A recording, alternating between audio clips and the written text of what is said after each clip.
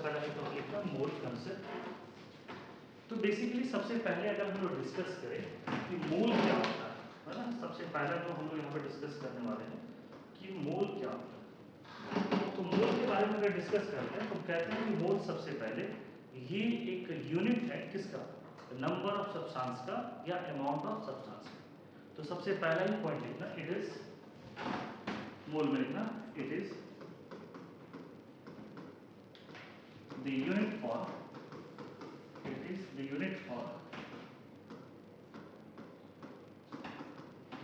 amount of substance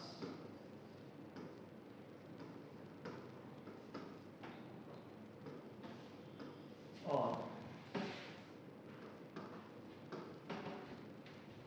it is the unit for the amount of substance, और हम लोग कह सकते हैं कि और the unit for number of substance। जैसे कोई चीज का अगर हम लोग कैलकुलेशन करते हैं तो कैलकुलेशन करने के लिए देखो उसके यूनिट की भी जरूरत है। जैसे अगर हम बात करें कि अभी का टेम्परेचर कितना है तो कह सकते हो कि 40 degree Celsius. It means degree Celsius क्या हो जाएगा, एक यूनिट होगा। हम पूछते हैं कि इसका लेंथ क्या होगा तो बोलोगे कि 15 सेंटीमीटर, तो सेंटीमीटर यहाँ पे क्या हो जाएगा इसका लेंथ। पूछते हैं इसका मास क्या होगा तो कह सकते हैं 20 ग्राम।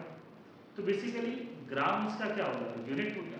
तो यहाँ पर जो हम लोग इस टॉपिक में पढ़ने वाले हैं दैट इज मोल के बारे में। मोल क्या बताता है, तो ये यूनिट है किसका, अमाउंट ऑफ सब्सटेंस और नंबर ऑफ सब्सटेंस। जैसे अगर हम लोग कभी रिएक्शन में हम लोग यूज करना चाहें तो कहेंगे कि हमें 1 मोल चाहिए, 2 मोल चाहिए, 0.5 मोल चाहिए। तो ये जो मोल हो गया ये एक यूनिट की तरह, ऑल्दो ये एक एसआई यूनिट भी है। 7 एसआई यूनिट का नाम सुने होंगे, तो 7 एसआई यूनिट में इसका भी नाम आता है। अब हम लोग आते हैं वन बाय वन कि ये चीजें कैसे मोल कैलकुलेट करते हैं, है ना? या मोल क्या होता है। तो जैसे अगर हम लोग डिस्कस करें कि अगर हम कहते हैं कि जाओ 1 पेयर कोई सब्सटेंस ले आओ, 1 पेयर लेमन लेकर के आओ, तो जैसे हम आपको कहेंगे 1 पेयर लाना, तुम कितने पीसेस लाओगे, बोलो 2 पीसेस। उसी तरीके से अगर हम कहते हैं कि जाओ 1 डजन बनाना लेकर के आओ, तो 1 डजन बनाना का यहाँ पर वो तुम्हें कितने पीसेस देगा, 12 पीसेस। उसी तरीके से अगर हम कहते हैं कि जाओ 1 cent, cent that is century से ही बना हुआ वर्ड है, तो 1 सेंट का मतलब ये कितने नंबर ऑफ पीसेस हो जाएंगे बताओ, 100। उसी प्रकार 1 मोल भी एक नंबर को रिप्रेजेंट करता है और वो नंबर क्या है 6.022 into 10 to the power 23। It means 1 मोल एक नंबर को रिप्रेजेंट करता है और इसको हम लोग क्या कहते हैं, एवोगाड्रो नंबर। तो इस तरीके से हम लोग यहाँ पर इसको डिफाइन कर सकते हैं क्या, 1 मोल is the collection of 1 mole is the collection of 6.022 into 10 to the power 23 number of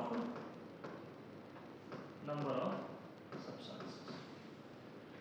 ठीक है, that is 1 mole is the collection of 6.022 into 10 to the power 23 number of substances।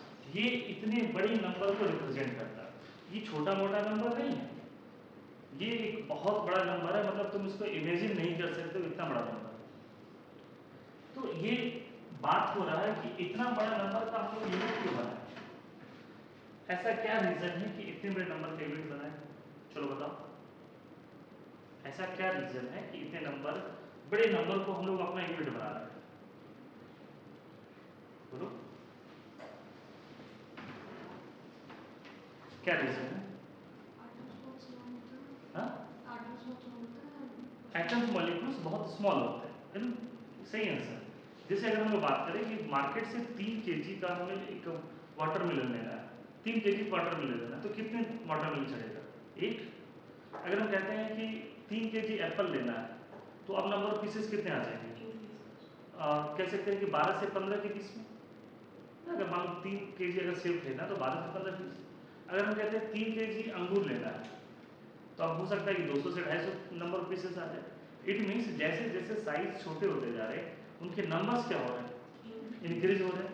तो यहाँ पर एटम्स और मॉलिक्यूल्स होते हैं वो extremely small in size होते हैं, बहुत ही छोटे साइज के। तो जब इतने छोटे साइज के होंगे तो उनके नंबर्स क्या होंगे, बहुत बड़े होंगे।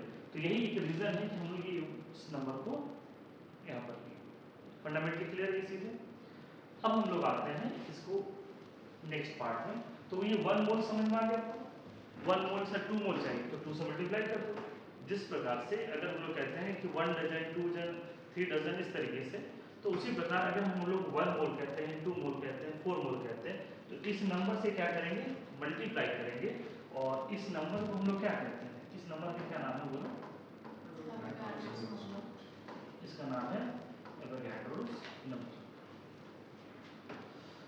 Although this number is not given by Avogadro, है ना, ये नंबर जो है उनके स्टूडेंट ने फाइंड किया था और अपने टीचर को ट्रिब्यूट में ये नाम क्या रख दिया इसका, एवोगाड्रो नंबर।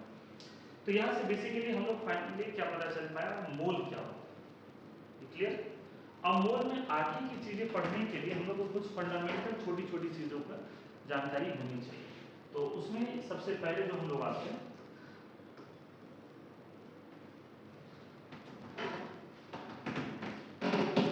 लिखना fundamental particles of atoms, fundamental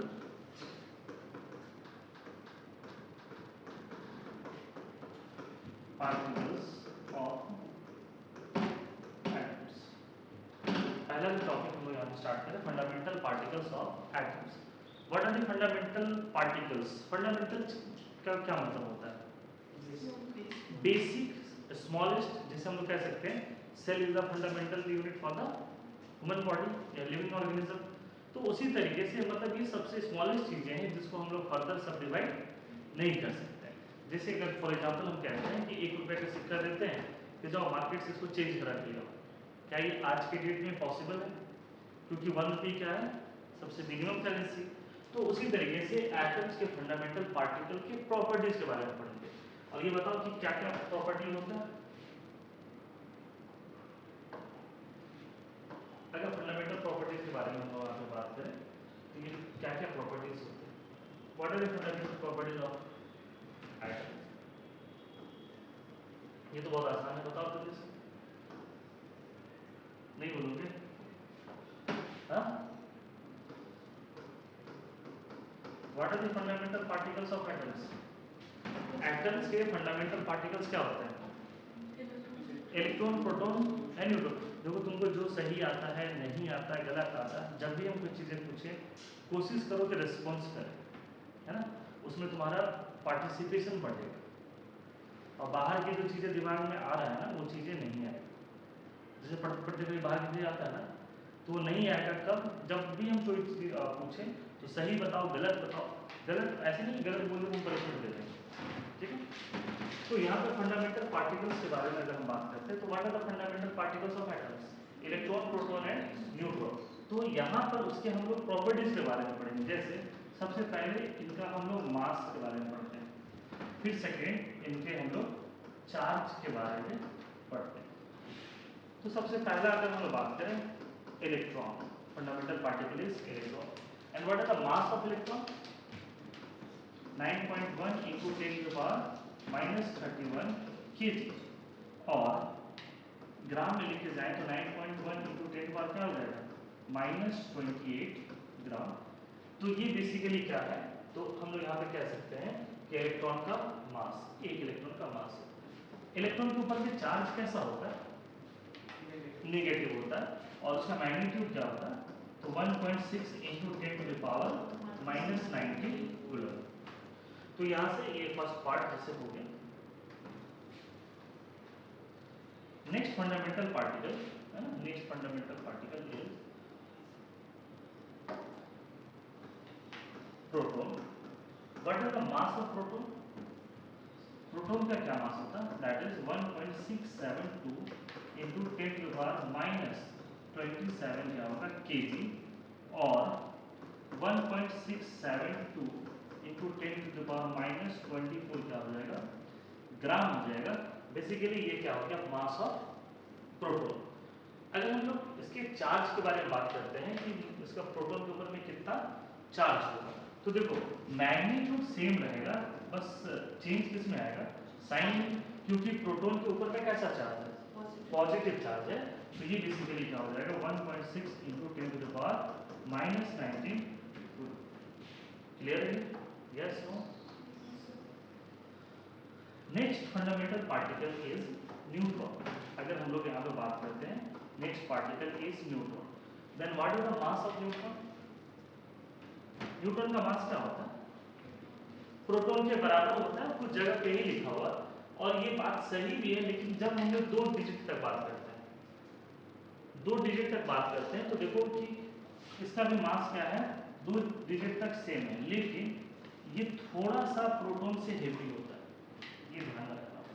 अब तुम क्या याद रखोगे कि neutron is slightly heavier than proton, तो 1.674 क्या हो जाएगा 10⁻⁻27 kg और 1.674 इंटू 10⁻⁻24 क्या हो जाएगा ग्राम। और न्यूट्रॉन के ऊपर में चार्ज क्या होगा?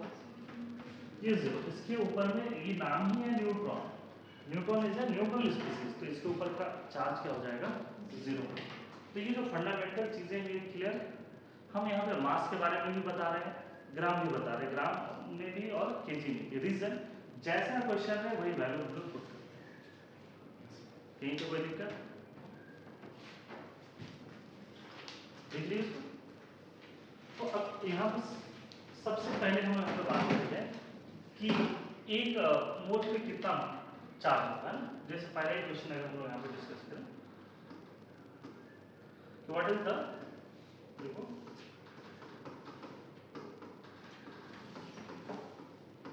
What is the charge on 1 mole electron, 1 mole electron पे कितना चार्ज होगा। तो अगर हम आपसे पूछते हैं कि एक बनाना का प्राइस 5 रुपया है, तो एक दर्जन का प्राइस क्या होगा? मल्टीप्लाई करोगे जो डजन का वैल्यू। तो यहाँ पर अगर इसको हम लोग सॉल्व करते हैं तो हम लोग यहाँ पे यही बात करेंगे कि मास ऑफ इलेक्ट्रॉन और कितना होता है, चार्ज कैलकुलेट करना है ना। यहाँ पर हम लोग क्या कैलकुलेट करना है, चार्ज। तो चार्ज ऑन इलेक्ट्रॉन कितना होता है 1.6 इंटू 10⁻⁻19 कूलम। सर आप यहाँ पे नेगेटिव नहीं लिए, ये कह सकते हो सर आप नेगेटिव नहीं लिए, इसलिए नहीं लिए क्योंकि यहाँ पर पहले ही हम क्या कह रहे हैं कि चार्ज किसके बारे में दिखा रहा है, इलेक्ट्रॉन के ऊपर में। और इलेक्ट्रॉन के ऊपर में चार्ज कैसा होता है, नेगेटिव। अगर हम आपसे पूछते हैं कि बैंक से कोई आदमी 5 लाख रुपए का लोन ले रहा है, तो कितना लोन लिया, 5 या -5 लाख बोलोगे? 5। क्यों? क्योंकि लोन वर्ड यही बता रहा है कि वो किस में है आपका, तो निगेटिव में। तो उसी तरीके से यहाँ पर ये नहीं है। तो अगर हम अब बात करते हैं चार्ज ऑन इलेक्ट्रॉन, तो चार्ज ऑन 1 मोल इलेक्ट्रॉन है ना, ये 1 इलेक्ट्रॉन के बारे में। चार्ज ऑन 1 मोल इलेक्ट्रॉन क्या हो जाएगा, तो ये 1.6 इंटू 10⁻⁻19, इसको मल्टीप्लाई किससे करोगे 6.022 into 10⁻23 and the unit is coulomb. इसको मल्टीप्लाई करोगे ना तो ये आएगा 96487 कूलम। इफ यू मल्टीप्लाई 6.02247 करके, ये बड़ा सा नंबर होता है। तो जब इसको इससे मल्टीप्लाई करोगे तो क्या आएगा 96487 कूलम, जिसको हम लोग क्या लिखते हैं 96500 कूलम। मानो कि तुम आज के डेट में कोई स्कूटी खरीदने गए और उसका प्राइस क्या लगा 96,487। कोई तुमसे पूछेगा तो तुम क्या बोलोगे 500, मतलब अप्रोक्सीमेट लेकर चलेंगे हम लोग। तो ये इतना कूलम होता है। और इतना ही कूलम का दूसरा नाम क्या है बोलो, 1 फराडे। तो फिजिक्स में अगर फराडे पढ़ोगे तो what is Faraday, that is charge present on 1 mole electron. 1 mole electron पे जो चार्ज होता है वही क्या होता है 1 फराडे। 2 मोल पे क्या हो जाएगा 2 फराडे। 5 मोल पे क्या हो जाएगा 5 फराडे। तो ये इस तरीके से इलेक्ट्रोकेमिस्ट्री में ये चीजें आपको मदद करेगा जब हम लोग फराडेज लॉ पढ़ते हैं। यहाँ तक क्लियर है, 1 मोल पर कितना ये होगा।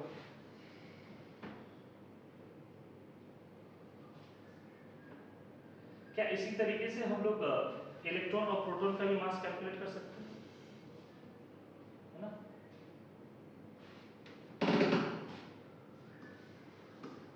देखो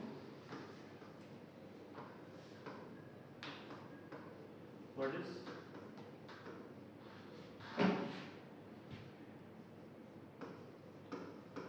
the mass of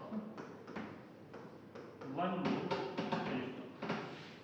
1 mole electron का मास क्या होगा? अब हम लोग सिंगल स्टेप लिखेंगे, यूनिटी मेथड पे बात नहीं करेंगे। तो मास ऑफ 1 मोल इलेक्ट्रॉन कितना हो जाएगा? What is the mass of electron?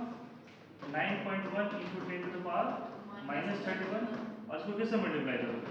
6.022 into 10 to the power 23, और ये जब -31 लेंगे तो ये क्या हो जाएगा बोलो? केजी में। और -28 लेते तो किस में आता है?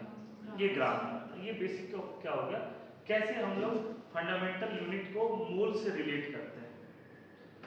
लेकिन एग्जाम में क्वेश्चन ऐसे आते हैं, है ना? इसको लिख लो, लेकिन ये अभी क्लास में तो सॉल्व नहीं करेंगे, है ना? How many electrons are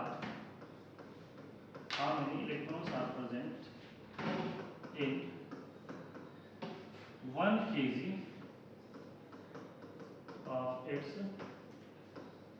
sample. 1 kg के सैंपल में कितना प्रेजेंट होगा? इसका आंसर बताओ। 1 kg के सैंपल में कितना प्रेजेंट होगा? कैसे पता करेंगे इसको? How many electrons are present in 1 kg of its sample. 1 kg के सैंपल में कितने इलेक्ट्रॉन्स होंगे, कैसे पता चलेगा? थोड़ा सा दिमाग लगाओ।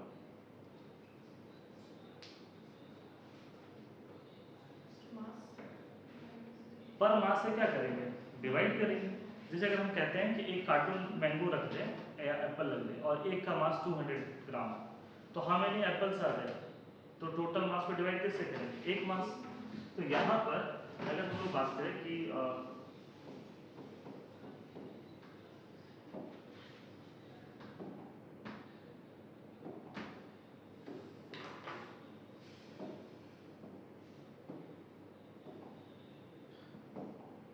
तो नंबर ऑफ इलेक्ट्रॉन्स किसके बराबर हो जाएगा? जब ये केजी में है तो डिवाइड बाय क्या हो जाएगा? 9.1 into 10 to the power minus, तो यही हो जाएगा सिंपल सा आंसर।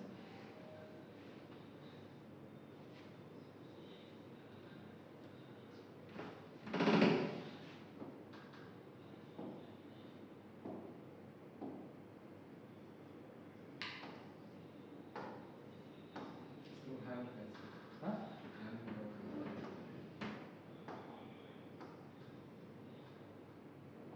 हाँ? तो इसी तरीके से ये क्वेश्चन लेकिन आपको बनाना, क्वेश्चन लिखना, how many protons are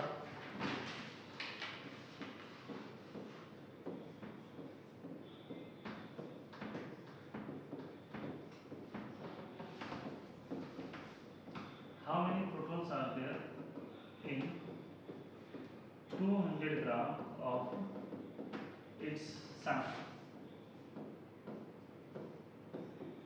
How many protons are there in 200 gram of its sample? तो कैसे सॉल्व करोगे? जल्दी जल्दी सॉल्व करो इसको।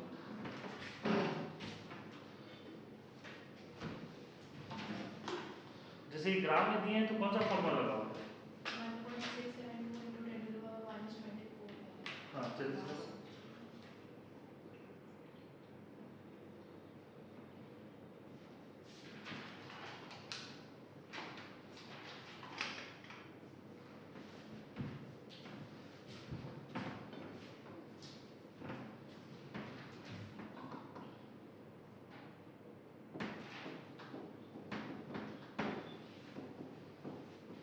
Number of protons is equal to 200 by 1.672 into 10 to the power minus 24।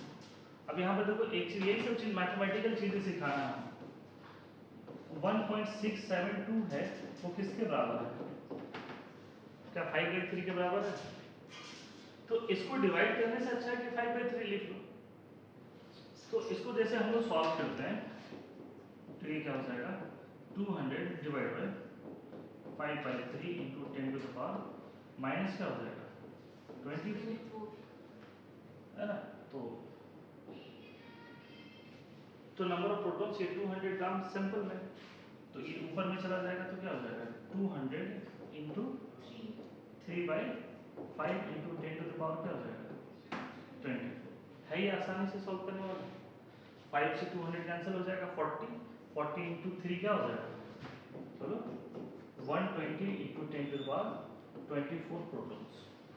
यही चीज आपको सीखना है इस तरीके के फास्ट कैलकुलेशन कि थकना नहीं है एग्जाम में। तो ये फंडामेंटल चीजें क्लियर कर लोगे, फंडामेंटल चीजें हो जाएगी sir calculation.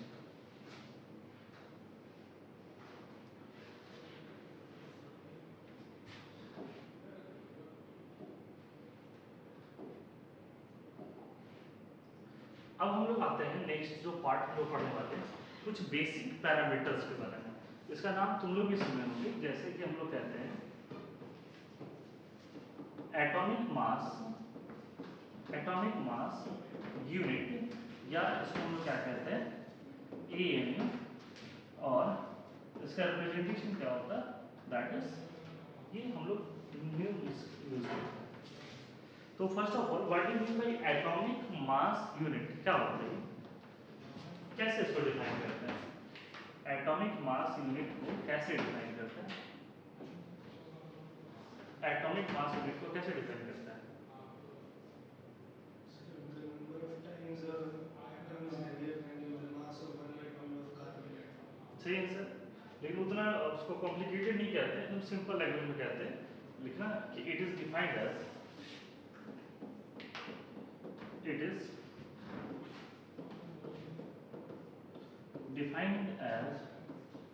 1/12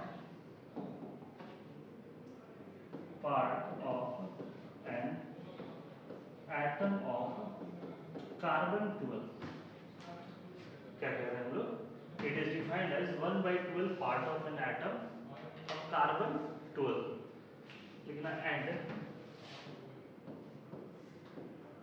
by using mass spectrometer,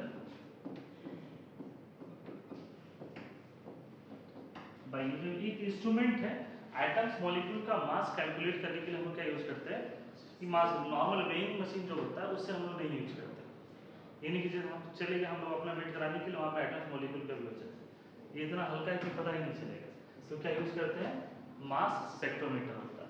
तो जब मास स्पेक्ट्रोमीटर से कैलकुलेट किया गया that by using mass spectrometer the mass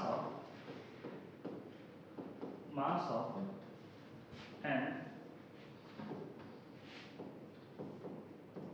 atom of carbon 12 was 1.9926 into 10 to the power minus 20, और अच्छा 1.99 को अप्रोक्सीमेट में क्या लिख सकते हैं 2 लिख सकते हैं, इसलिए बहुत सारे बुक में ये भी लिखा हुआ है 2 into 10 to power minus 23 gram.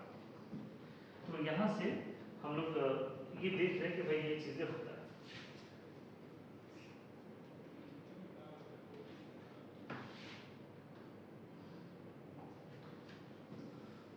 One AMU क्या होता है, इसका कैलकुलेशन कैसे करते हैं, वही चीज को देखेंगे। तो यहाँ पर अगर हम लोग बात करें कि 1 AMU किसके बराबर होता है, तो हमने क्या बोला 1/12 पार्ट ऑफ C12, और C12 एटम का मास कितना है ये वाला, तो इसको अगर हम लोग मल्टीप्लाई करते हैं 1/12 into 1.9926 into 10 to the power -23, तो इसको पूरा सॉल्व करने के बाद ये इसकी वैल्यू क्या आ जाएगा 1.66 इंटू 10 टू द पावर -20। इसका मतलब है कि 1 AMU का वैल्यू यही, कहने का मतलब है कि हम लोगों ने यहाँ पर एक नया यूनिट खुद से बनाया, बात समझ में, एक नई यूनिट को बनाया। सर ये नया यूनिट बेसिकली मास के टर्म में हम लोग यूज करते हैं। अभी थोड़ी देर पहले ही कि atoms and molecules are extremely small in size, अगर उनके साइज कम होंगे तो मास भी क्या होगा बहुत कम होगा। तो इतने छोटे छोटे मास को रिप्रेजेंट ना करके हम लोग क्या कह देते हैं कि एएमयू में है। मान लो कोई एटम है जिसका मास है 1.66 इंटू 10 टू पावर माइनस 24 है, तो ये ना बोल करके हम क्या बोलते हैं इसका मास क्या होगा 1 एएमयू। क्या ये चीजें क्लियर? इस टॉपिक में बच्चों को ये भी डाउट आता है कि सर वाई कार्बन, कार्बन ही आपने क्यों लिया? और शायद ये क्वेश्चन भी पूछा जाता है ना, इस तरीके नीट में शायद पूछा था, इसी नीट में था ना इस बार कि किसके रेस्पेक्ट में हम लोग कैलकुलेट करते हैं, था ये क्वेश्चन? लास्ट ईयर था 21 किस नहीं, इस साल भी था शायद 23 में था कि किसके रेस्पेक्ट में हम लोग कैलकुलेट करते हैं। तो C12 करते हैं, तो यहाँ पे क्वेश्चन अराइज होता है कि सर वाई C12, आपने हाइड्रोजन क्यों नहीं किया, हीलियम क्यों नहीं लिया, नाइट्रोजन क्यों नहीं लिया, ऑक्सीजन क्यों नहीं लिया, सल्फर क्यों नहीं लिया, तो वाई कार्बन। तो देखो ऐसा नहीं कि कार्बन पे स्टार्ट हुआ था, सबसे पहले ट्राई किस पे हुआ था, हाइड्रोजन पर, ऑक्सीजन पर, but they are gases in room temperature. वो रूम टेम्परेचर में क्या होते हैं, गैसेस, और गैसेस का मेजरमेंट ऑब्जर्वेशन क्या होता है, टफ होता है एज कम्पेयर टू सॉलिड्स। तो इसलिए क्या हो, उन गैसेस टर्म को वहां से हटा दिया गया। अब देखो यहाँ पे कार्बन के बारे में बात करते हैं, तो कार्बन रूम स्टेट में क्या होता है या रूम टेम्परेचर में क्या होता है, हाईली स्टेबल होता है। जैसे एक हम इस तरीके से क्या करें कि कार्बन का एक डायमंड, ग्रेफाइट या कोल लेकर के इस कॉर्नर में रख दें, 5 साल बाद भी तुमको वहीं पे दिखाई देगा वैसे, यस सर, क्योंकि वो बहुत ज़्यादा रिएक्टिव नहीं होता है, स्टेबल होता है। जो स्टेबल है वो उसकी रिएक्टिविटी क्या होती है, कम होती है। तो ये हाईली स्टेबल है, तो हाईली स्टेबल का मेजरमेंट क्या हो जाएगा, कम हो जाएगा। यही कुछ रीजन थे कि कार्बन को यहाँ पर लिया गया। और कार्बन में भी बहुत सारे होते हैं, 13 होते हैं, 14 होते हैं, 12 उसका क्या होता है, सबसे मोस्ट स्टेबल आइसोटोप्स होता है। तो ये एएमयू हम लोग यहाँ से कैलकुलेट करें। एएमयू, अब तुम जो कह रहे थे बात एकदम सही है, एएमयू इस चीज को रिप्रेजेंट करता है कि अगला एटम कितना टाइम उससे हेवियर है।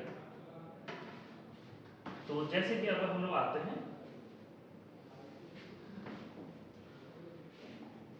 कि अगर जैसे हीलियम का अगर हम बात करें, तो हीलियम का एक एटम का, 1 एटम का मास क्या होगा, बोलो 4 am।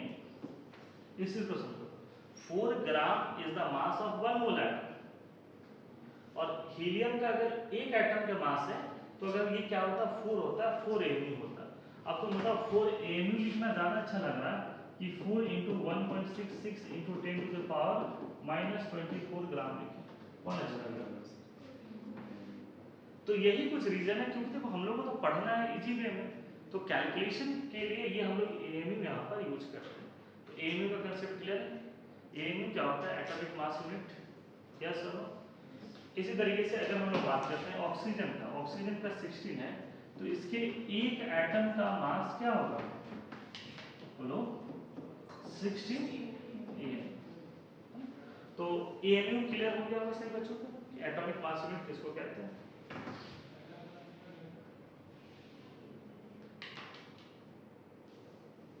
लिख लीजिए,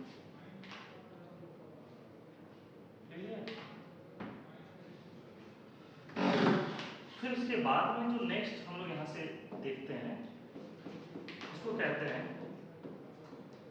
ग्राम mass unit, that is GM.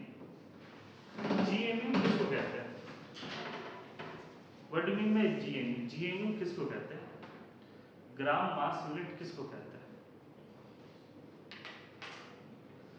Gram mass unit किसको कहते हैं, जीएमयू किसको कहते हैं?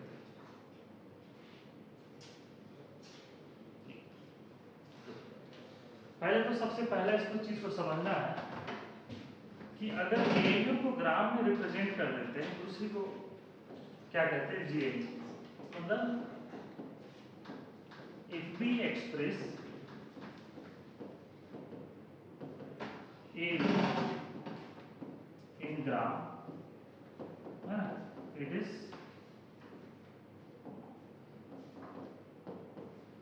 Is called GM. पहले तो ये समझो कि ये सर है क्या, if you express AMU in gram it is called GM. जैसे अगर ये मान लो कि पेन है ना, मान लो ये पेन उठा के इसको हम दे दें, तो घर पे जाके क्या बोलेगी पेरेंट को कि सर हमें एक पेन दीजिए। इसी को बढ़िया से अच्छे से हम पैक कर दें, है ना, स्टिकर लगा कर इसको दे दें, तो ये घर पे जाके क्या बोलेगी, सर गिफ्ट। मतलब इसी पेन को हम दूसरे तरीके से रिप्रेजेंट कर रहे हैं तो पेन किस में कन्वर्ट हो गया, गिफ्ट में। उसी तरीके से अगर एएमयू को, एएमयू में देखो कहीं पर सिर्फ एएमयू, ये इटसेल्फ एक यूनिट है इसलिए इसमें हम ग्राम नहीं लगा लेते। लेकिन अगर जेएनयू की बात करते हैं तो जब एएमयू को किस में रिप्रेजेंट करते हैं, ग्राम में, तो क्या नाम रखते हैं उसका, जीएनयू। क्लियर। और बेसिकली जो ग्राम मास होता है वो मोल को रिप्रेजेंट करता है, ये चीज आपको सीखना है। ग्राम मास जो होता है ये किसको रिप्रेजेंट करता है बोलो, ये ग्राम मास जो है वो मोल को रिप्रेजेंट करता है। ग्राम मास रिप्रेजेंट मोल।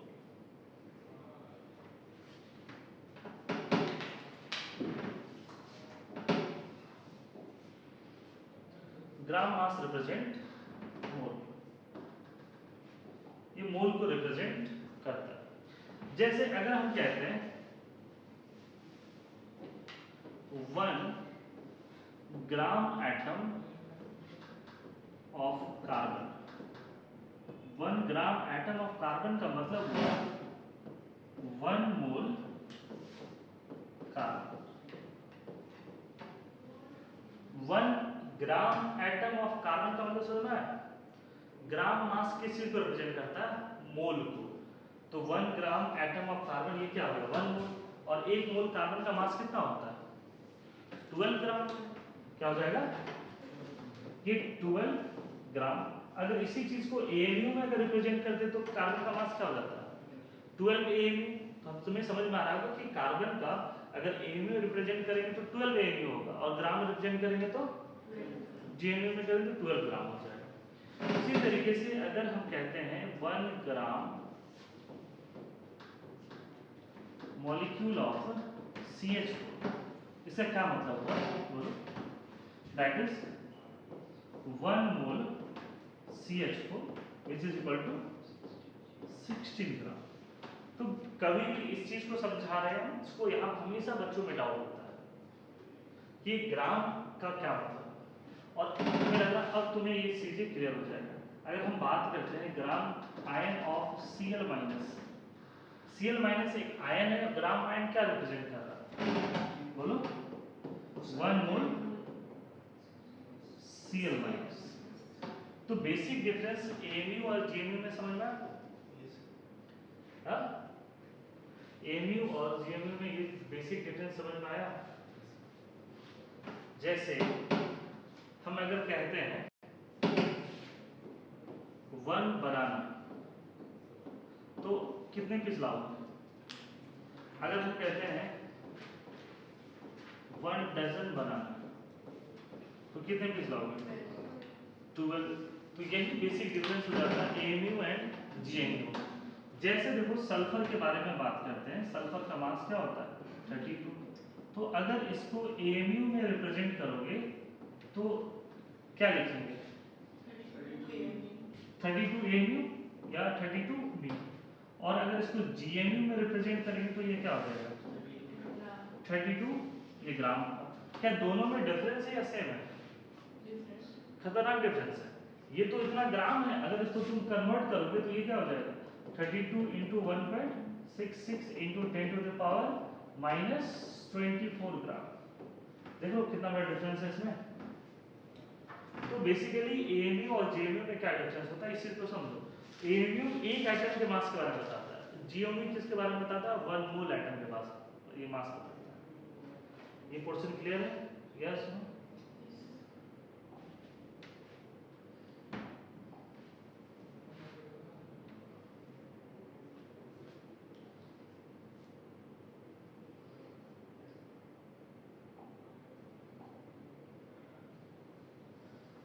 लिख दे इसको, लिख दो।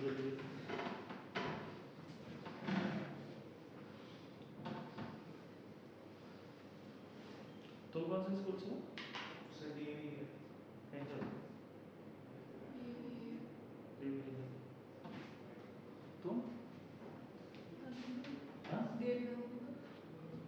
अच्छा गांधी से।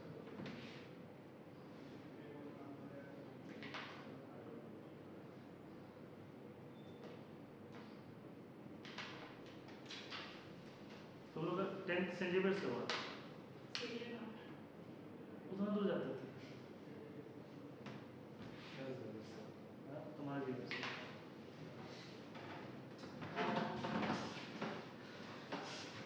लिख लिया इसको। तो यहाँ से एएमयू और जीएमयू में बेसिक डिफरेंस होता है, ये भी क्लियर हो गया। अब हम लोग आते हैं नेक्स्ट क्वेश्चन पर।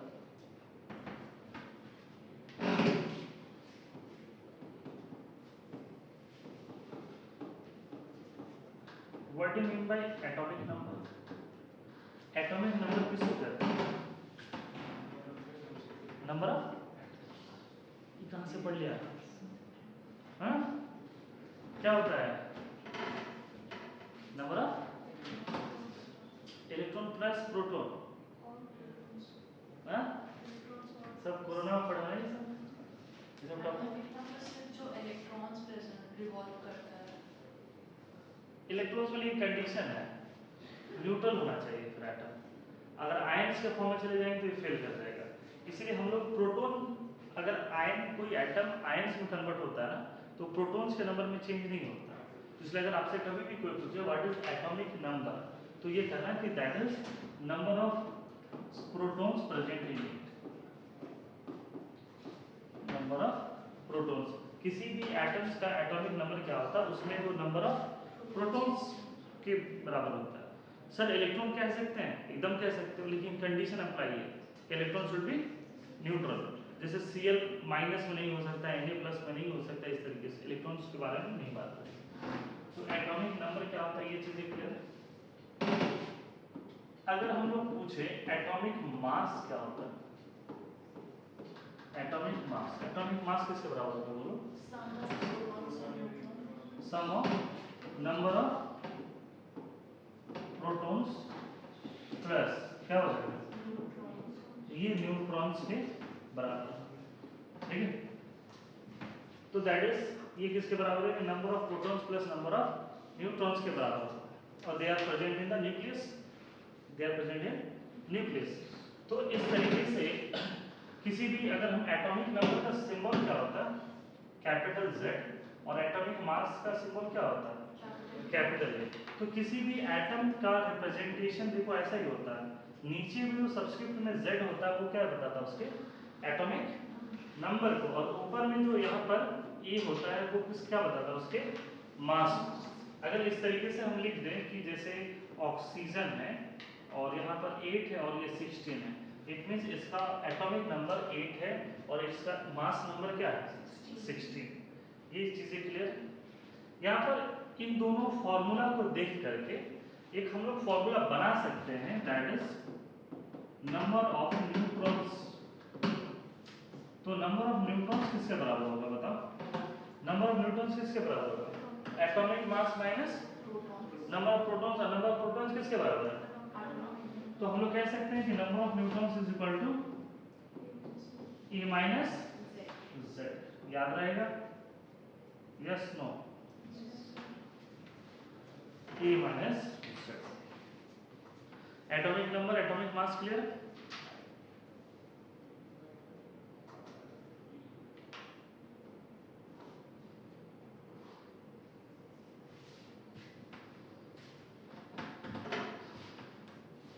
अगर हम पूछे किसी बच्चे से कि what do mean by ions, ions से क्या समझते हो? What do mean by ions? They are charged species. और ये कितने प्रकार के हो सकते हैं बोलो? आयंस कितने प्रकार के हो सकते हैं? कैटायन और एनायन। कैटायन और एनायन के बारे में हम लोग बात करते हैं। कैटायन का फॉर्मेशन कैसे होता है? By loss of electron. Cation का फॉर्मेशन कैसे होता है? बाय लॉस, या है ना, बाय लॉस ऑफ इलेक्ट्रॉन्स। और एनायन कैसे होता है? By gain of LOSS।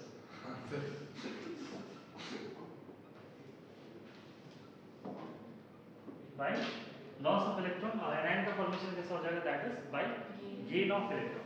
तो कभी भी कैटायन के ऊपर में अगर बाय लॉस ऑफ इलेक्ट्रॉन आएगा तो इनके ऊपर चार्ज कैसा होगा? पॉजिटिव। इनके ऊपर चार्ज कैसा होगा बोलो? नेगेटिव। फॉर एग्जांपल सोडियम के बारे में बात करते हैं, तो 2 8 क्या होता है? 1 होता है। सोडियम का एटॉमिक नंबर क्या होता है 11। कैसे लिखते हैं 281।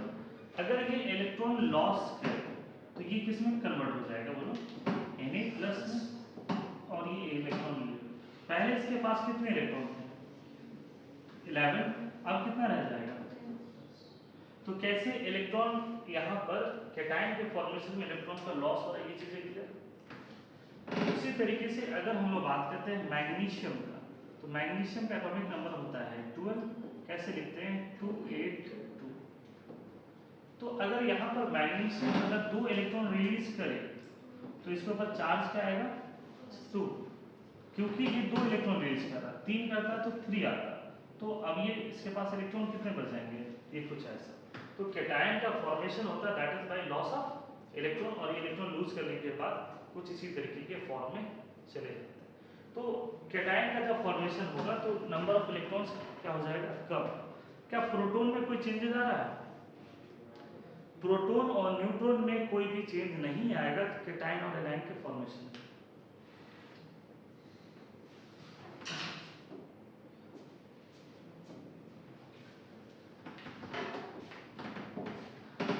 सिमिलरली क्लोरीन के बारे में बात करते हैं। तो क्लोरीन के वैलेंस शेल में कितना इलेक्ट्रॉन होता है 7। ऑक्टेट कंप्लीट करने के लिए ये क्या करेगा, एक इलेक्ट्रॉन को गेन करेगा, और गेन करेगा तो इसके ऊपर कैसा चार्ज आएगा नेगेटिव। अब इसके पास इलेक्ट्रॉन्स कितने हो जाएंगे, ये कुछ ऐसा होता है। तो कैटायन और एनायन का फॉर्मेशन वाली चीजें क्लियर है। तो अगर हम कोई ऐसी स्पीशीज दे और आपसे पूछे कि number of electron proton neutron कितना है तो बता दो, ठीक। तो नीचे उसमें क्वेश्चन लिखना, calculate the number of calculate the number of electron, proton and neutrons. Calculate the number of electron, proton and neutrons in the following species. In the following species.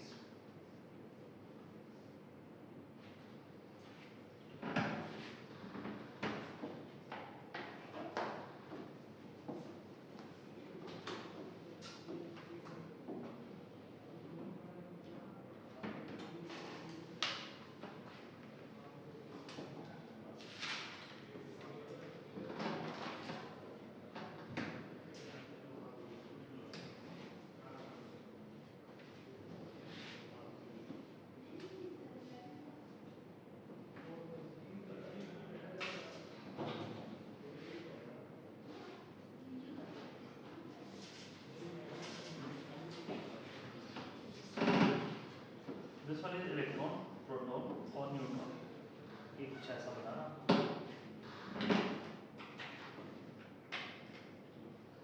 जैसे पहला जो है फास्फोरस 15 और 31।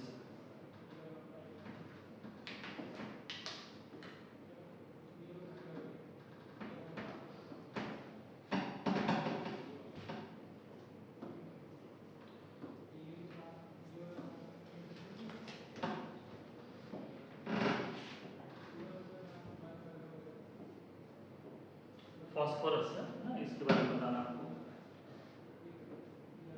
तो जिंक है 30 है 65,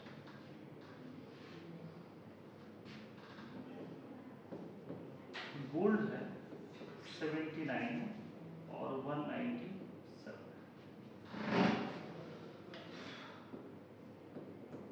P-3 है,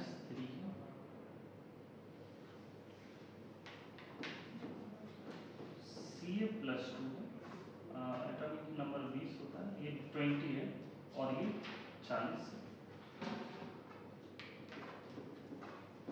I- है, ये होता है 53 और ये होता है 127।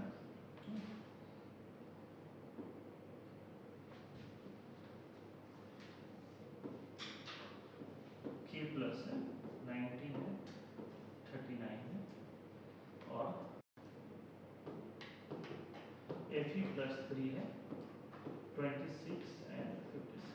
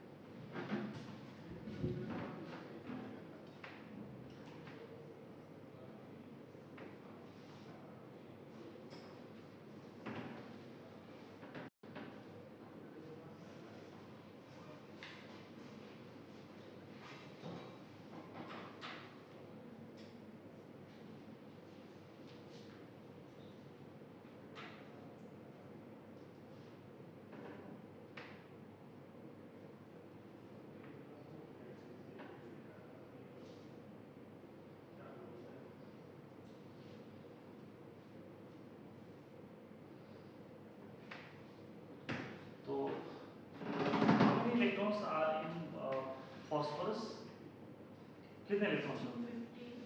15। प्रोटॉन कितना होगा? 15। न्यूट्रॉन कितना होगा? 16 होगा। हम लोग इससे माइनस कर रहे हैं। सभी का आंसर आया। जिंक के बारे में बात है। जिंक में कितने इलेक्ट्रॉन्स हैं? प्रोटॉन्स और न्यूट्रॉन्स, इन दोनों को माइनस करेंगे तो 35। ये गोल्ड है, ये इंपॉर्टेंट ज़्यादा है ना, ये नहीं कि इसमें कैलकुलेशन पूछे जाते हैं। इलेक्ट्रॉन्स कितने हैं? प्रोटॉन्स और ये कितना है बताओ? नहीं 118 होगा। 118 क्लियर। अब आते हैं P-3 पर। तो P-3 में एक चीज बताओ, इलेक्ट्रॉन गेन करने पर या लूज करने पे क्या प्रोटॉन और न्यूट्रॉन्स के नंबर्स में चेंज होता है? नहीं ना। तो प्रोटॉन कितना रह जाएगा और न्यूट्रॉन कितना रह जाएगा? 16। कोई समझ में आया? अब इलेक्ट्रॉन कितना था इसके पास? 15। ये गेन कितना कर रहा? 3। तो टोटल कितना हो जाएगा? 18। तो ये हो जाएगा आंसर। समझ में आया? कैल्शियम का बताओ कितना होगा? Electrons 18, 20, neutron 20। Iodide atom electrons 54, 53 और 74। पोटेशियम 18, 19 और क्या रहा होगा? 20। Fe+3 का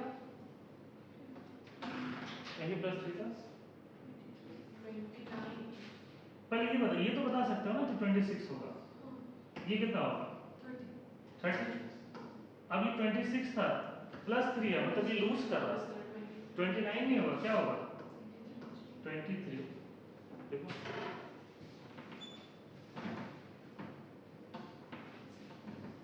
ठीक है। तो इलेक्ट्रॉन, प्रोटॉन, न्यूट्रॉन्स कैलकुलेट हो जाएगा। कुछ ऐसे क्वेश्चन आते हैं जो आयंस के फॉर्म में आते हैं ना, तो अगला जो है वो भी कैलकुलेशन वाला ही क्वेश्चन है। लिख लिया इसको, तुम लिख लीजिएगा। कोराइनल वाला ये तो खुद से करना चाहिए था। हम लोग आते हैं किसी पर्टिकुलर आयंस में भी पूछे जाते हैं। जैसे अगर हम पूछे कि how many electrons are there in CH4। CH4 में कितने इलेक्ट्रॉन्स हैं? इलेक्ट्रॉन्स और न्यूट्रॉन बता दो। How many electrons are in CH4 and neutrons in CH4? How many electrons are in CH4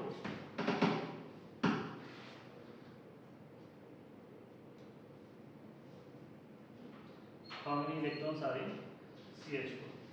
sir कैसे कैलकुलेट करना? कार्बन 1 है, कार्बन का एटॉमिक नंबर 6 इंटू 1, हाइड्रोजन 4 है इंटू 1, तो इसमें कितने इलेक्ट्रॉन्स आएंगे? 10। न्यूट्रॉन 6 इंटू 1, सर कैसे? तो कार्बन का 6 होता है और ये क्या होता है? 12। तो यहाँ पे इनका डिफरेंस क्या होता है? 6। हाइड्रोजन में कितने न्यूट्रॉन होते हैं? 0। कितना हो जाएंगे? 0। ये हम लोग पढ़ते हैं क्लास 9 के लिए गिवन है कि नाइट्रोजन में न्यूट्रॉन क्या होते हैं? एब्सेंट होते हैं। ठीक है, लिख लेना, neutron is absent in hydrogen. देखो क्या है ना कि इसका ये भी 1 है, 1 है, 1 1 माइनस करोगे तो कितना आ जाएगा? 0। तो इसलिए कहते हैं कि हाइड्रोजन में क्या होता है? न्यूट्रॉन एब्सेंट होता है।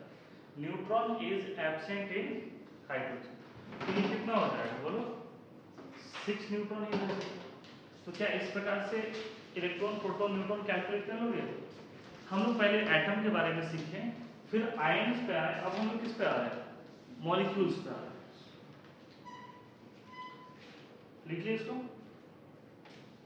इसमें समझने में दिक्कत है?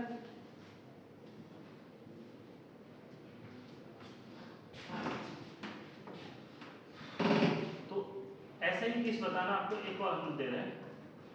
H2 में बताना है इलेक्ट्रॉन कितने हैं और न्यूट्रॉन कितने हैं। इलेक्ट्रॉन एंड न्यूट्रॉन कितना है? How many electrons and neutrons are there?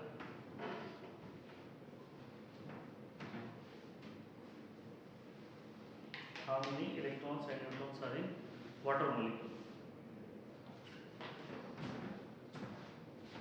Electron कितना है? 10 electron is the right answer. How many neutron? 8 neutron is the right answer. किसी आंसर मैच नहीं कर रहा तो बताओ, फिर इसको एक्सप्लेन करते हैं. किसी का आंसर मैच नहीं कर रहा तो फिर बताओ जल्दी से. यही आ रहा है आंसर. अब आपको सिर्फ इलेक्ट्रॉन्स बताना है. CO2 में, CO3 -2 में, NO3 माइनस में, SO4 -2 में एंड PO3 -2 में.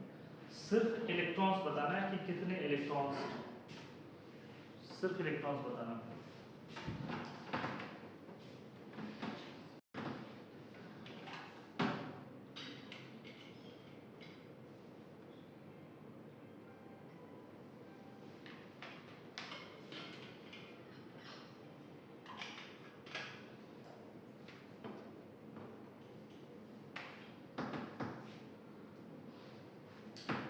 सॉल्व करो जल्दी से.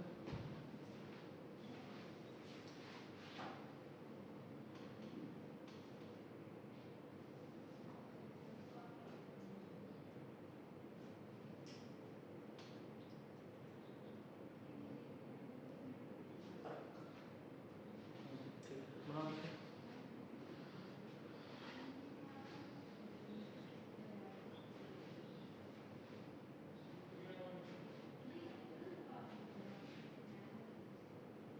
एट इंटू टू 12 होता है.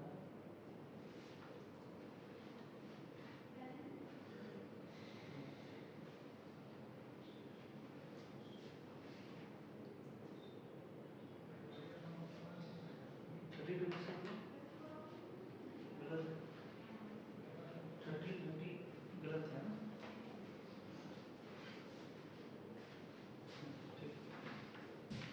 देखो कार्बन की अगर बात करें तो 6 into 1 for the carbon and 8 into 2 for the oxygen. तो कितने इलेक्ट्रॉन्स होंगे? 22. This one is carbonate.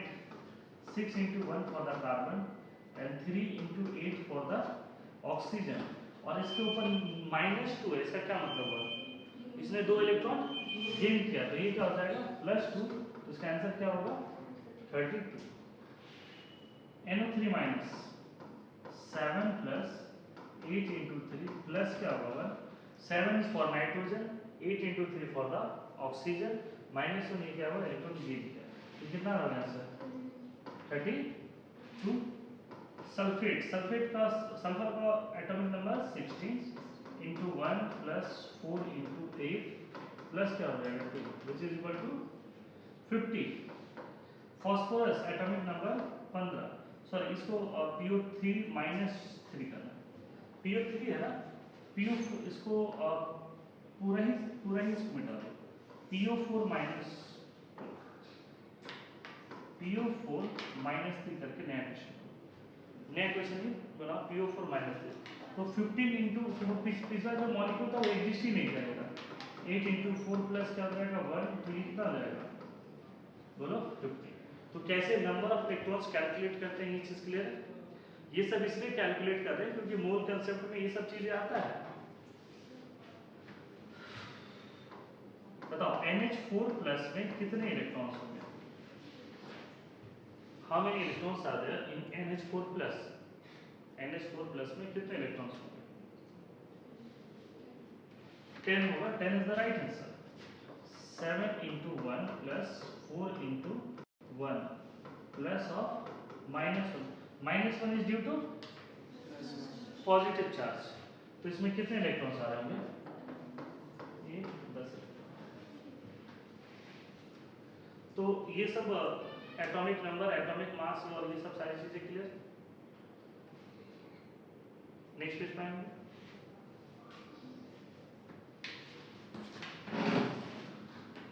अब तो आते हैं नेक्स्ट.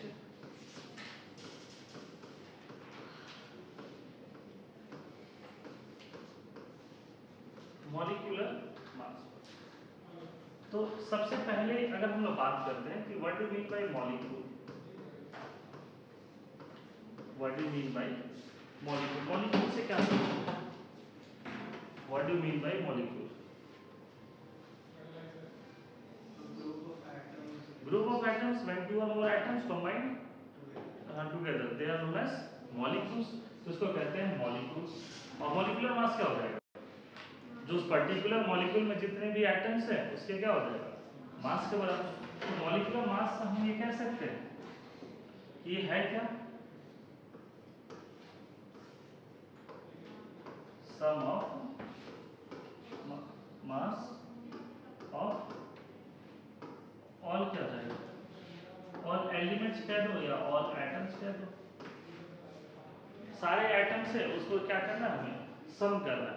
मॉलिक्यूलर मास निकालना, जैसे हम लोग कुछ पैसे अगर रखा हुआ है उसको काउंट करते हैं ना.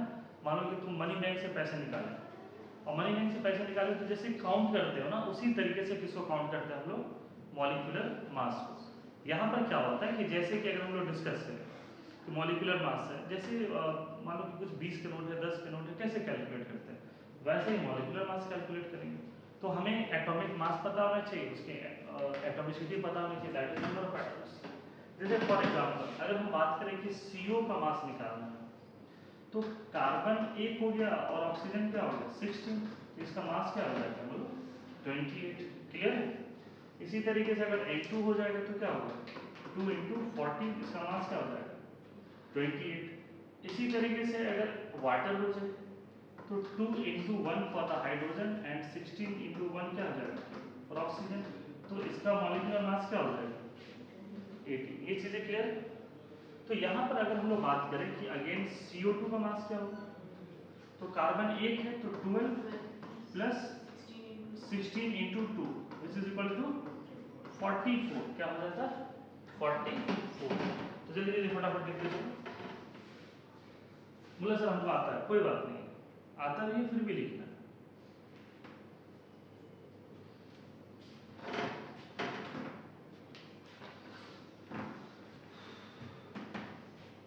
इसी तरीके से अगर हम लोग बात करें CuCO3 H2SO4 है ना, Na2CO3 Na2SO4 MgCl2. तो इन सब का मास क्या होगा? इन सब का मास क्या होगा?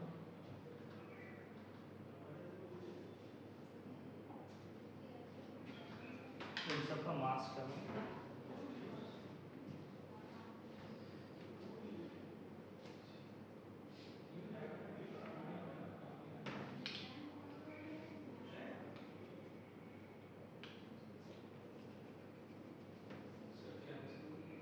फोर्टी. कैल्शियम का 40 होता है, सल्फर 32, सोडियम 23. सोडियम 23.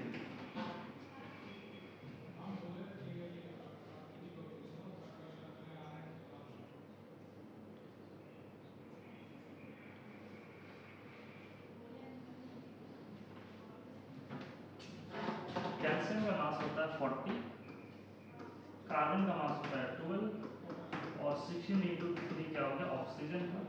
ये कैलकुलेट करके देखना इसका मास क्या होगा? 100. H2SO4 2 × 1 for the hydrogen, 32 × 1 for the sulphur and 16 × 4 for the oxygen. ये कैलकुलेट करके देखना 98 आ रहा है.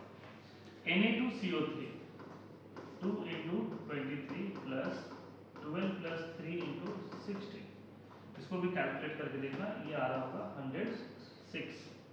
Na2SO4 2 × 23 प्लस 32 × क्या हो जाएगा? 16 × 4. तो ये कितना आ रहा होगा? 142. मास क्या रहा होगा? 142. MgCl2 मैग्नीशियम का 25 होता है तो 25 plus 35.5 × 2 this is equal to क्या हो जाएगा? 90. क्या इस तरीके से मास कैलकुलेट हो जाएगा? मॉलिक्यूलर मास में तो हमें नहीं लगता है किसी बच्चे को दिक्कत होनी चाहिए. यस और नो? और अगर ऐसा मॉलिक्यूल गिवन है, देखो H2C2O4 डॉट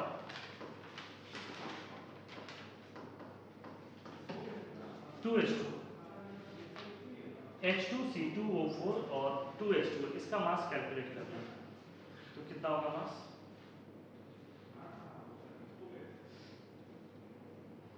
अच्छा, ऐसे मॉलिक्यूल का कैसे करोगे कैलकुलेट? मान लो हम ये कहते हैं कि ऑक्सैलिक एसिड है और इसका मास 90 होता है, तो कैसे काउंट करोगे? 108 कैसे? 90 प्लस 2 इंटू 80, तो ये कितना होगा? 126। समझो यहाँ पर, ये अगर वाटर क्रिस्टलाइजेशन के फॉर्म में है तो इसको तो चाहोगे तो फिर इसको भी करोगे, अलग से करोगे कैलकुलेट, जैसे हम लोग लिखते हैं इसको। तो इसका 90 आया और डॉट 2 H2O है। H2O का मास कितना होता है? 18, तो 2 है तो 200 मल्टीप्लाई करें। कुछ है समझ में? Yes no? अगर CaSO4 डॉट हाफ H2O है, इसका नाम प्लास्टर ऑफ पेरिस, इसका मास क्या होगा? इसका मास क्या होगा?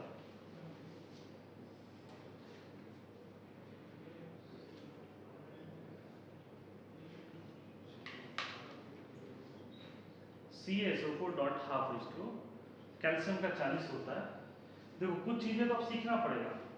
सल्फेट का मास देखो, इधर एक मिनट देखो बोर्ड पर, H2SO4 का मास कितना होता है? 98।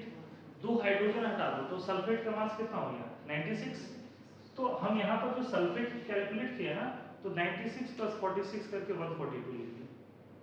मतलब हमें कैसे टाइम मिनिमाइज करना है, इस चीज को हम लोग सीख रहे हैं। तो यहाँ पर कैल्शियम का कितना होता है बोलो?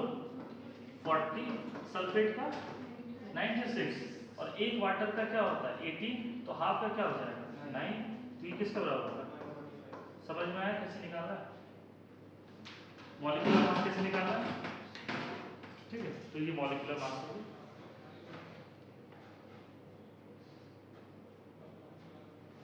नेक्स्ट पेज पर आए हम लोग।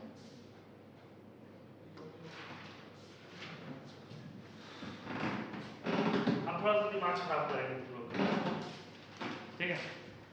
अभी तुम लोग क्या कह रहे हो कि electron, proton and neutrons are the fundamental particle, इसको हम लोग फर्दर सब डिवाइड नहीं कर सकते हैं। फिर यहाँ पर हम क्या कह रहे हैं कि जो एटॉमिक मास होता है, एटॉमिक मास वो किसके बराबर होता है बोलो? Number of protons plus number of neutrons, इन्हीं दोनों के बराबर होता है। और अगर ये फंडामेंटल पार्टिकल है, इसका मतलब ये बाय पार्ट्स, फ्रैक्शन, डेसिमल में ये एग्जिस्ट नहीं करेगा, ये भी बाय पार्ट्स एग्जिस्ट नहीं करेगा। यहाँ पे बात को समझो।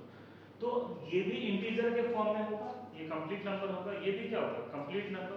और दो कंप्लीट नंबर का सम भी क्या होगा? कंप्लीट नंबर होना चाहिए, होल नंबर होना चाहिए।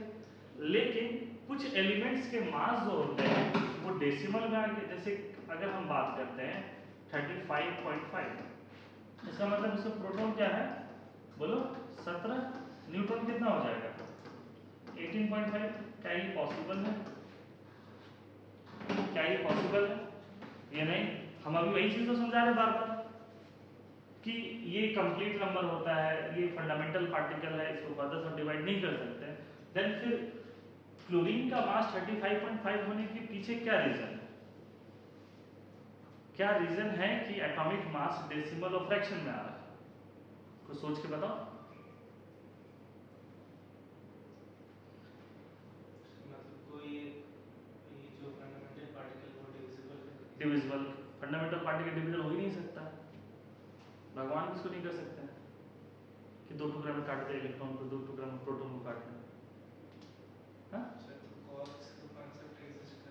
नहीं नहीं नहीं, वो सब आउट ऑफ सिलेबस है ना। कॉक्स मेसन और ये सब जैसे है ना, क्वार्क्स वगैरह, ये सब हटा दो। न्यूट्रिनो, एंटी न्यूट्रिनो, ये सब जो है वो सब हम लोग नहीं जानते हैं सिलेबस के अकॉर्डिंग। तो क्या होता है ये नहीं समझ में आ रहा, टाइम वेस्ट नहीं करते। चलो बोर्ड का एग्जाम का नंबर याद करो तुम लोग अपना। तो अगर स्कूल में तुम्हारा मार्क्स आ गया 80/1/2 आया, तो टीचर इसको क्या लिख देते थे? 81/100 इस तरीके से लिखते थे। इसका मतलब ये नंबर कभी भी किस में नहीं होनी चाहिए? हाँ, डेसिमल में नहीं होना चाहिए, फ्रैक्शन में नहीं होना चाहिए। तो कंप्लीट नंबर में कन्वर्ट कर दिया। मतलब ये जो है कभी भी क्या होगा कंप्लीट नंबर। लेकिन तुम लोग अपने 12th के मार्क्स को एक बार काउंट करो, क्या 12th का मार्क्स कंप्लीट नंबर में है? कितना मान लो कोई परसेंटेज होगा तो कोई ना कोई सर्टेन एक परसेंट होगा ना। मान लो किसी का है 90.4% है, 80.2% है, तो मतलब ये पॉइंट में चला गया, कैसे चलेगा? Just because of averaging.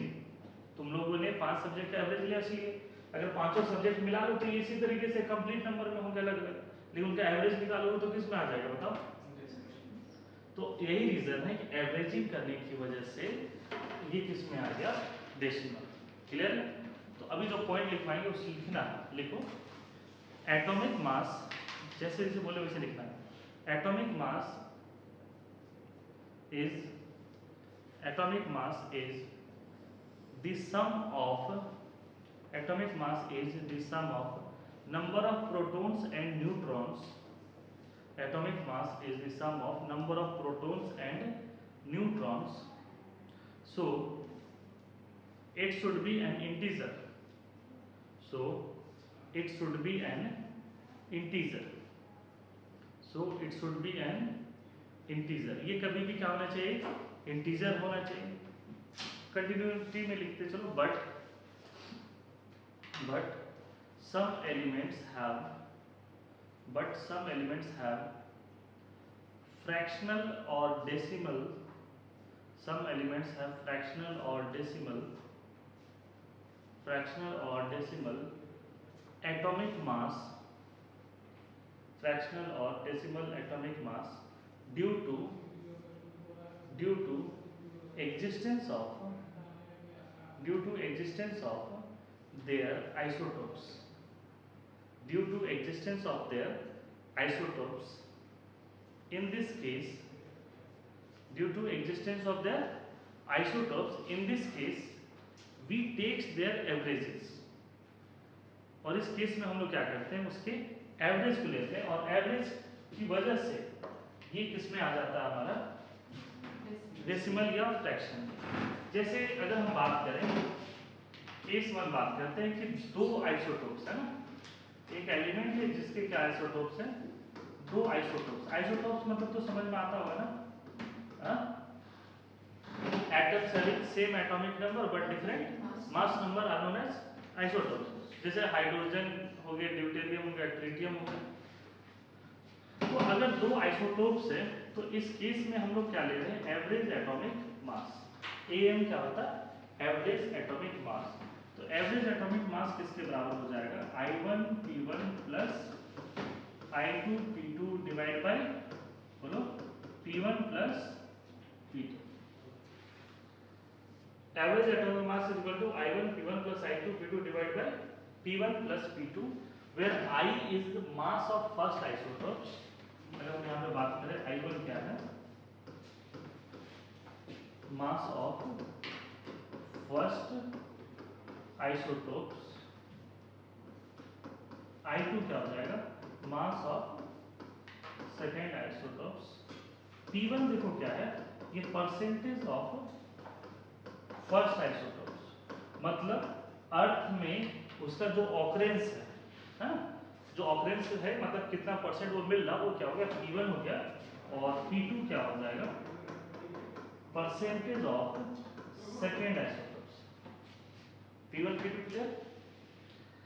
अब देखो, अगर मान लो कि हमें ऐसा लिख रहे कि क्लोरीन है 35 है एंड क्लोरीन जो है 37 है, ये नेचर में 75% एग्जिस्ट करता है, और ये जो नेचर में है 25% एग्जिस्ट करता है।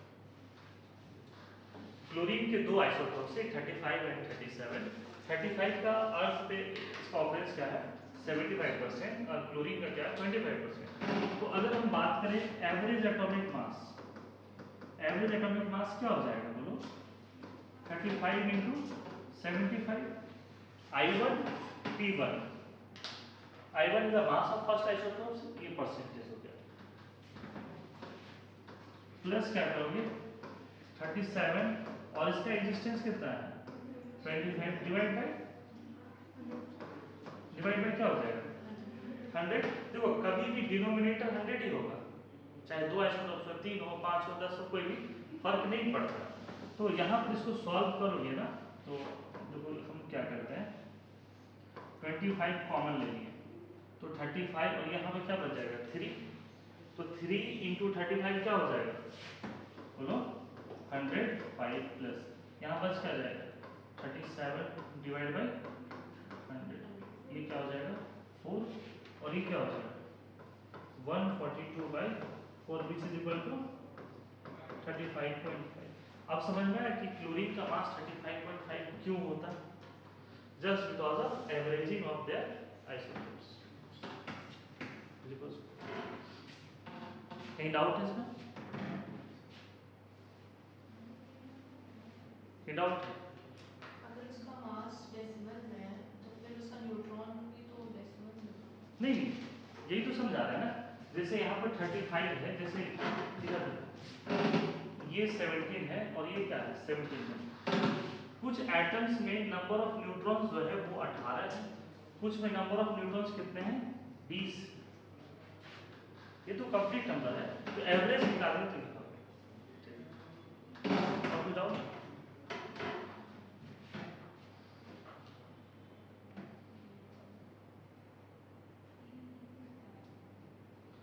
अगर 3 आइसोटोप्स होंगे तो तीनों का एवरेज करो। 3 का एवरेज लेंगे, फॉर्मूला क्या हो जाएगा P1 plus SN2 plus SN2 H2 by P1 by P1 plus C2। ठीक है। आ जाए नेक्स्ट पेज पर।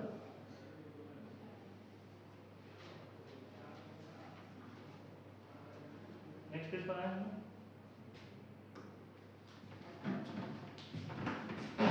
अगर हम बात करते हैं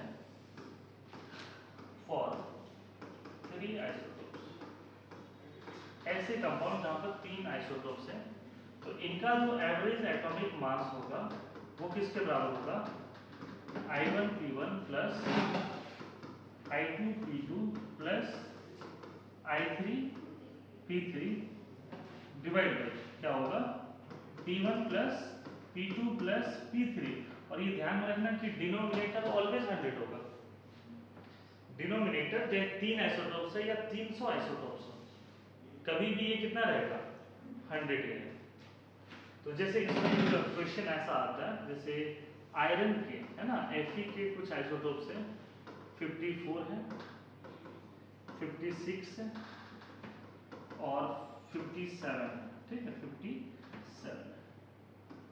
इसका नेचर में एग्जिस्टेंस 5%, इसका नेचर में एग्जिस्टेंस 5% है, ये 90% है और ये भी 5% है, 54, 56 एंड 57।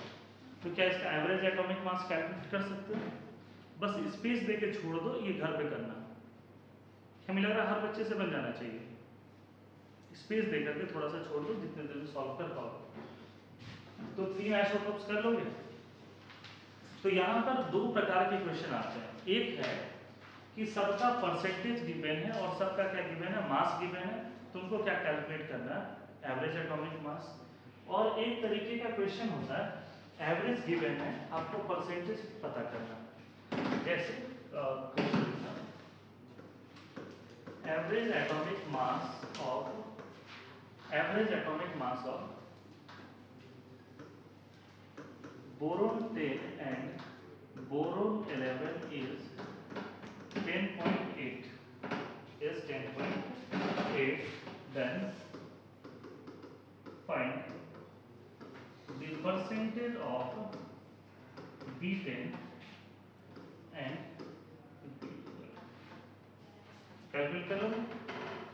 कैसे कैलकुलेट करोगे?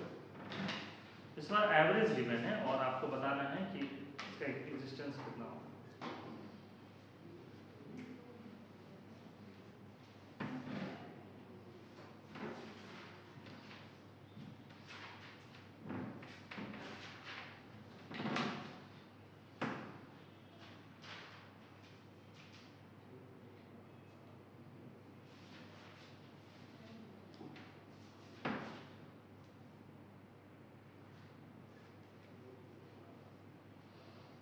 कैसे कैलकुलेट करोगे?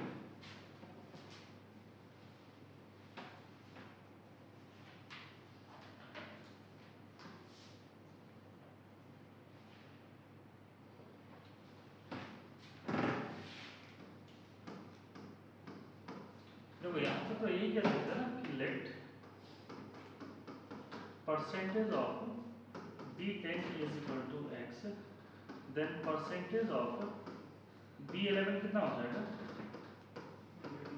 100 माइनस x, और एवरेज एटॉमिक मास का वही सेम फॉर्मूला लगाएंगे, यस और नो। तो यहाँ पर देखो फॉर्मूला लिख देते हैं, average atomic mass is equal to क्या होता है I1 P1 plus I2 P2 divide by P1 plus P2, ठीक है। तो एवरेज एटॉमिक मास कितना है 10.8, ये 10 है और ये x है, इसको 10x लिख सकते हैं, और 11 इंटू क्या होगा 100 माइनस x डिवाइड बाय, इसको 100 लिख सकते हैं, तो ये आ जाएगा 1080 इज इक्वल टू, अच्छा इसको सॉल्व करोगे तो ये 10x प्लस 1100 माइनस 11x आ रहा है, तो यहाँ से x इक्वल टू कितना आएगा बोलो 20। तो B10 का परसेंटेज कितना होगा 20, B11 कितना हो जाएगा 80% होगा। तो एक इस प्रकार के क्वेश्चन बन सकते हैं, कर लोगे। एक यहाँ पे थोड़ा सा ऐसे क्वेश्चन में तो चलो ये बन जा रहा है, लेकिन अगर इसके नंबर्स थोड़े डिफिकल्ट हो तो एवरेज वाला एक बताते हैं, ये केमिस्ट्री का पार्ट नहीं, ये मैथ्स का पार्ट है, कि अगर दो चीज़ों का एवरेज है तो कैसे उसका कैलकुलेशन करते हैं। मान लो इसका भी ऐसा है, एवरेज ऑफ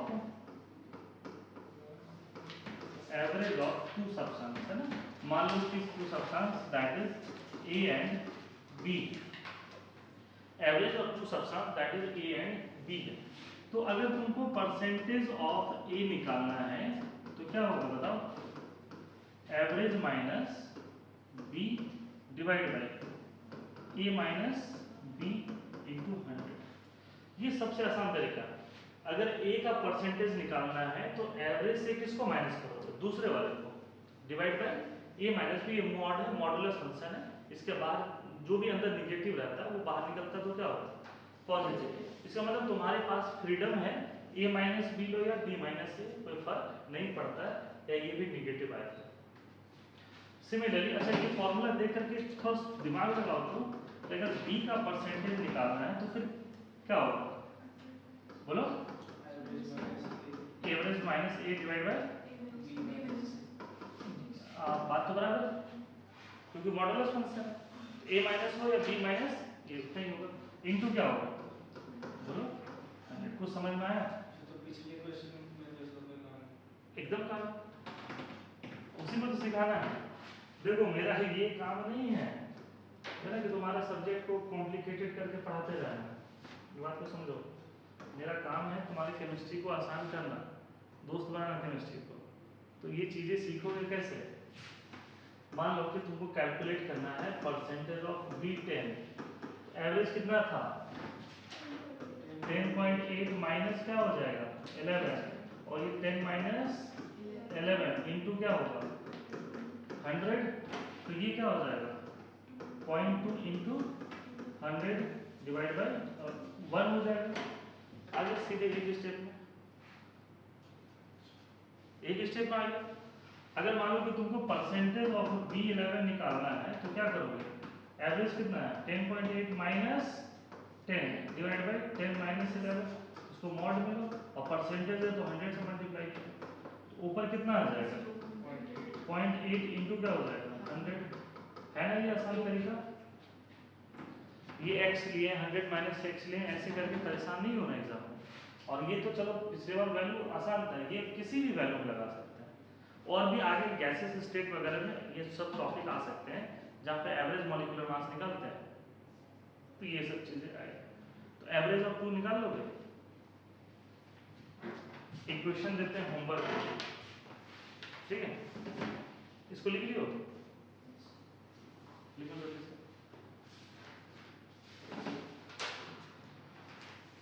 दो क्लास में हालत खराब हो जा रहा था, तीन क्लास कैसे से लोगे, हाँ?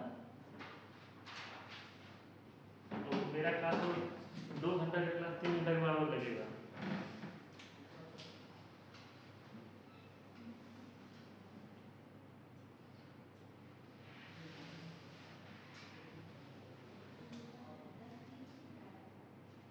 लिख लिया इसमें ना, तो क्वेश्चन देते हैं।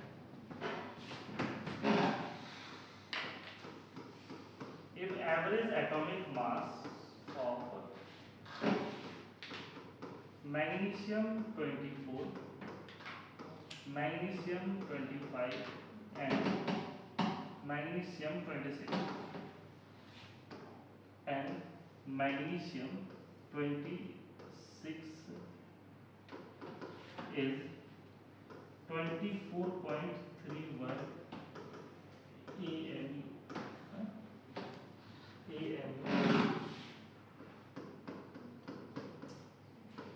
If the percentage of magnesium 24 is 79, then find the percentage of magnesium 26. Find करना। If the percentage of magnesium 24, 25 and 26 है ना, average atomic mass is 24.31, calculate कर लोगे? Yes no? क्या दिमाग लगाओगे इसमें? दिमाग क्या क्या लगाओगे? 24 दिया ही है, 26 के रिस्पेक्ट में करेंगे, उसमें 79 ऐड कर देंगे। कैसे कैसे करेंगे?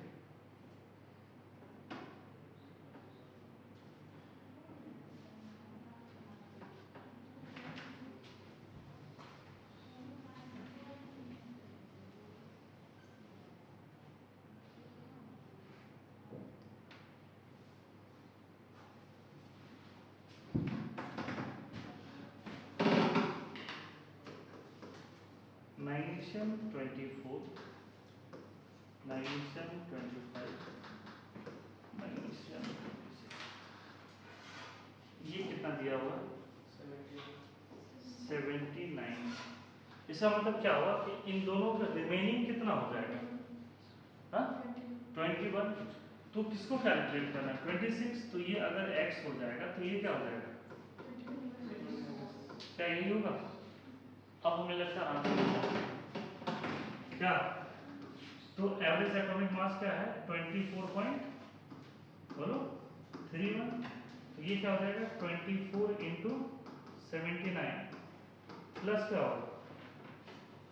25 into 21 minus x plus 26 x divide by क्या लिखा है? 100। आई थिंक यहाँ से एक्स की वैल्यू कैलकुलेट हो सकता है। क्या एक्स की वैल्यू कैलकुलेट हो जाएगा?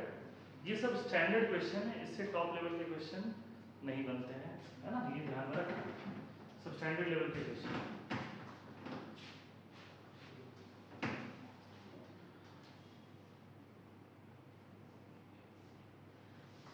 हो जाएगा इसमें कैलकुलेट।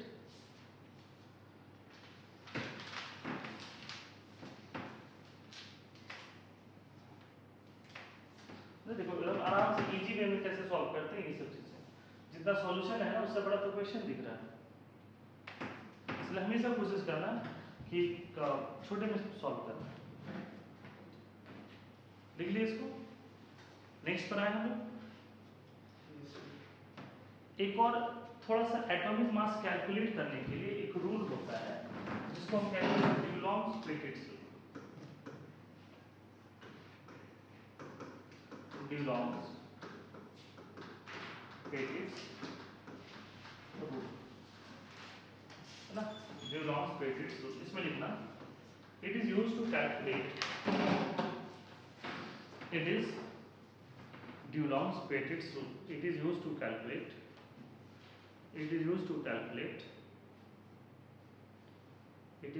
calculate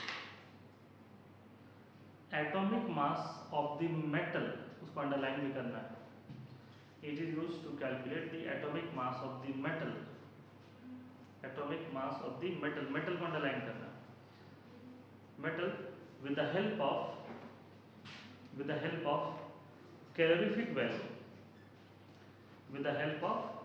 कैलोरीफिक वैल्यू किसको कहते हैं? कैलोरीफिक वैल्यू और ब्रैकेट में लिखना it should be in calorie. Calorific value किसमें होनी चाहिए? कैलोरी में होनी चाहिए, जूल में नहीं होनी चाहिए, अर्क में नहीं होनी चाहिए। जूल में नहीं होनी चाहिए, अर्क में नहीं होनी चाहिए, तो उसको हम लोग क्या कहते हैं? डुलॉन्ग्स पेटिट्स रूल। पहला तो ये ऐसा ये पूछ सकता है आपसे कि Dulong's Petit's rule is applicable for the metal, non metal, है ना, इस तरीके से मेटलाइट्स या कुछ इस तरीके से। उसका आंसर क्या हो जाएगा? सिर्फ मेटल के लिए।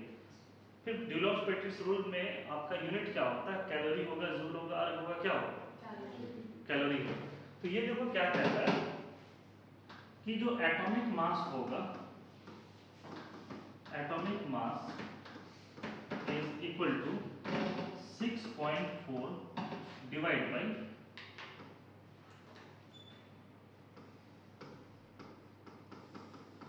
स्पेसिफिक हीट, और ये किसमें होगा? कैलोरी में होगा, है ना? It is used to calculate atomic mass of the metal with the help of calorific value, ना? तो स्पेसिफिक हीट ऐड कर दो, स्पेसिफिक हीट, स्पेसिफिक हीट, और इट शुड बी क्या हो जाएगा? कैलोरी। अब इस चीज को थोड़ा सा याद करना टफ होता है ना? तो मतलब कभी ऐसा लगता है कि atomic mass is equal to 6.4 बाई ये होगा या स्पेसिफिक हीट बाई 6.4, क्योंकि बहुत पॉपुलर फॉर्मूला तो है। तो यहाँ पर हम लोग एक काम करते हैं कि इसको ऐसे लिखते हैं, सबको इधर एटॉमिक मास इनटू ये क्या हो जाएगा? Specific heat is equal to 6.4। ये फॉर्मूला ज्यादा अच्छा है ना याद करने के लिए? क्या ये फॉर्मूला ज्यादा बेहतर है याद करने के लिए? तो इसी चीज को हम लोग यहाँ पर क्वेश्चन लिखना,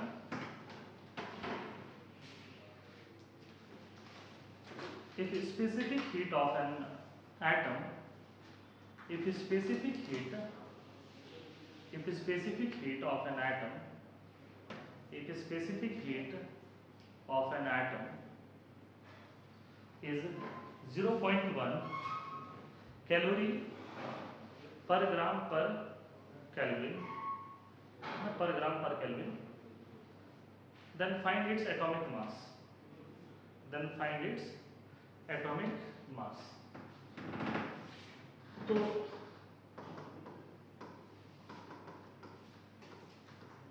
एटॉमिक मास किसके बराबर हो जाएगा बोलो? 6.4 divide by 0.1 which is equal to, है ना? हो सकता है कि पूछ दे कि आइडेंटिफाई करने के लिए, तो अप्रॉक्सीमेट कॉपर हो जाएगा।